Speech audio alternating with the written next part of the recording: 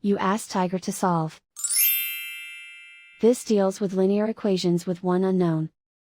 The final result is x equals -70. Let's solve it step by step. Simplify the expression. Simplify the arithmetic. Swap sides.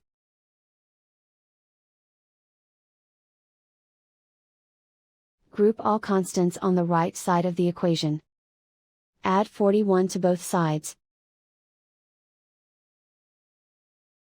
Simplify the arithmetic.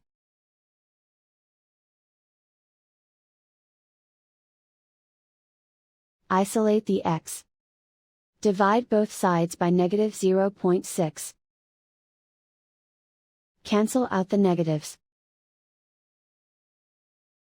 Simplify the arithmetic. Move the negative sign from the denominator to the numerator. Simplify the arithmetic. And so the final result is x equals -70.